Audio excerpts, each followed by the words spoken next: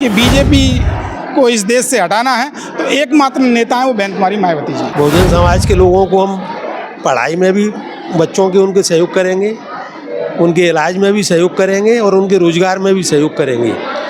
कि समाज में बड़ी भ्रांति है कि माननीय बहन जी का जन्मदिन केवल और केवल पैसा एकत्रित करने के लिए किया जाता है, ये एक गलतफहमी है।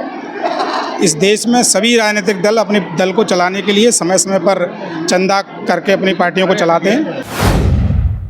सामाजिक परिवर्तन एवं आर्थिक मुक्ति की महानायिका बहन कुमारी मायावती जी के जन्मदिन के उपलक्ष्य में मुरैना में भव्य कार्यक्रम के साथ साथ में कम्बल वितरण कार्यक्रम भी आयोजित किया गया। बतौर मुख्य अतिथि पूर्व लोकसभा प्रत्याशी बहुजन समाज पार्टी आदरणीय रमेश गर्ग जी मुख्य अतिथि के तौर पर रहे। तो सर, कार्यक्रम के माध्यम से समाज को क्या संदेश देना चाहोगे और खासकर आप प्रत्याशी रहे हैं तो घूमे हैं और क्या चीज़ समझे हैं कि उसके लिए आगे अपन बेहतर कर सकें? देखो, समाज को जो है, बहुजन समाज को यहाँ पर बहुत विकास की ज़रूरत है। उनका पढ़ाई का स्तर बहुत कमज़ोर है, उसमें विकास की ज़रूरत है। यहाँ पे इलाज की व्यवस्थाएं बहुत कमज़ोर है, उसमें भी उनको सहयोग की ज़रूरत है। और साथ में रोज़गार के लिए भी जो है यहाँ पे व्यवस्थाएं बहुत कम है, रोज़गार में भी उनको जो है सहयोग की ज़रूरत है। तो हमारा लक्ष्य तो ये है कि हम इन तीनों क्षेत्र में बराबर निरंतर काम करते रहेंगे और बहुजन समाज के लोगों को इन तीनों क्षेत्रों में ही हम सहयोग करेंगे।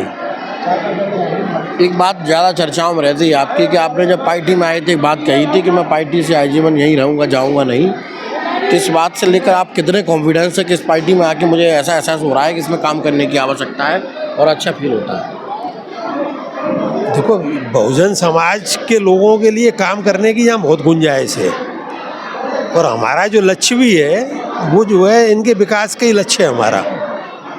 चाहे वो चुनाव लगे जीत के करें या नहीं भी जीत के जो है अपने व्यापार धंधे के माध्यम से ही करें, हम अपने इस लक्ष्य को तो करेंगे, पूरा करेंगे।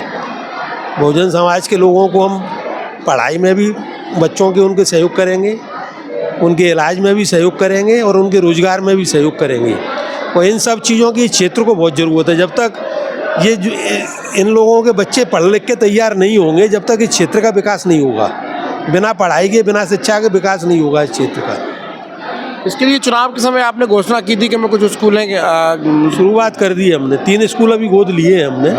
उसकी शुरुआत कर दी है, धीरे धीरे संख्या बढ़ाएंगे इनकी। चलिए, जो वादे प्रत्याशी के तौर पर किए थे उसकी पूरा करने की शुरुआत हो गई है। चुनाव जीते ना या हारे, इससे कोई मतलब नहीं है। वो विकास की बातें जो करते हैं वो लगातार दबे कुचले समाज के लिए करते रहेंगे। क्योंकि गंभीर सिंह डबरिया जी हैं। सर, क्या संदेश देना चाहेंगे आज बहन जी के जन्मदिन पर और बहन जी में ऐसा क्या देखते हैं जो आज इतनी संख्या में लोग उनको मानने आते हैं और उनको अपना आदर्श मानते हैं?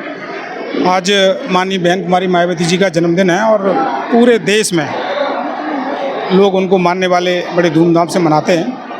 एक तो माननीय बहन जी के जन्मदिन की मैं इस मौके पर ये ज़रूर कहना चाहूँगा कि समाज में बड़ी भ्रांति है कि माननीय बहन जी का जन्मदिन केवल और केवल पैसा एकत्रित करने के लिए किया जाता है, ये एक गलतफहमी है।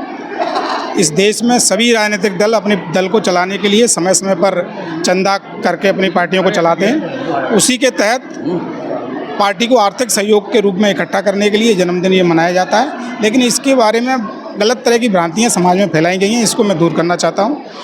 माननीय बहन जी के जन्मदिन के अवसर पर बहुत सारे लोग यहाँ मुरैना से आए, सभी को मिठाई आदि का वितरण किया गया क्योंकि खुशी का माहौल है। मैं तो जन्मदिन के मौके पर यही कहना चाहूँगा कि आज आप देख रहे हैं कि गठबंधन का चारों तरफ सरकारें हैं। आज यदि कोई दल, कोई जो गठबंधन बने हैं वो माननीय बहन जी को मुख्यमंत्री के रूप में यदि घोषित करे तो इतना बड़ा वोटर का जो समूह है, वोटर की संख्या है, वो और किसी नेता की फॉलोअर नहीं है। यदि वास्तव में इस देश में बीजेपी को यदि रोकना चाहता है कोई गठबंधन, कोई ब्लॉक, तो उसे मात्र एक नेता है इस देश में, वो बहन कुमारी मायावती जी हैं।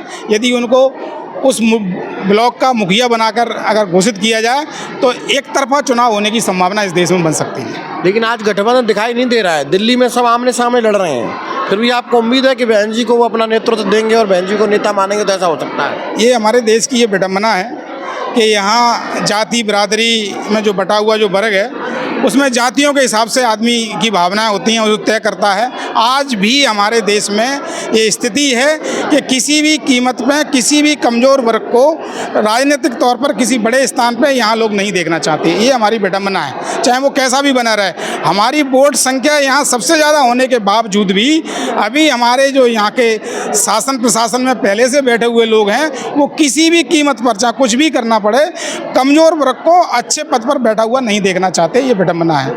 यदि वो वास्तव में ये ब्लॉक वाले ये चाहते हैं कि बीजेपी को इस देश से हटाना है, तो एकमात्र नेता है वो बहन कुमारी मायावती जी। बड़ी बात बोल रहे हैं कि बात समझिए मेरी पूरी, कि दबे कुचले समाज के यानी दलित समाज के लोगों को कोई अपने ऊपर राज करते हुए नहीं देखना चाहता, और यही कारण है कि बीएसपी का पतन होने का।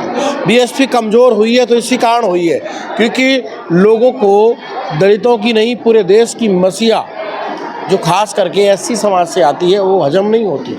इस कारण आज बीएसपी कमज़ोर हुई है, लेकिन उन कमज़ोर वर्ग का भला केवल बीएसपी कर सकती है, ऐसा कहना है आज के इस कार्यक्रम के बतौर अतिथि गंभीर सिंह नरबोरिया जी का। सर क्या कहेंगे बहन जी के जन्मदिन? कुछ नहीं कहना है। थैंक यू, बहुत बहुत धन्यवाद। चलिए, तो बहन जी के जन्मदिन पे आप देख रहे हैं कि देश भर में आज बहन जी का जन्मदिन हर्ष और उल्लास के साथ मनाया जाता है। और बहन जी के ट्वीट, बहन जी की प्रेस कॉन्फ्रेंस ने भी आज तमाम उन भाजपा और सपा के लोगों पर भी तंज कसते हुए कह दिया है कि वोट के लिए तो बाबा साहब की बात सब करेंगे और इन समाज को हक दिलाने की बात सब करेंगे, लेकिन जब इनके अधिकारों की बात आती है तो सब मुँह मोड़ देते हैं। फिलहाल आप बीएसपी को कितना चाहते हैं? अगर बीएसपी वास्तविक सच्चा आंदोलन, अम्बेडकरवादी आंदोलन चला रही है तो कमेंट बॉक्स में आप हमें बताएं। तो देखते रहिए कैमरा पर्सन प्रताप के साथ, ब्यूरो रिपोर्ट, लोकनायक न्यूज।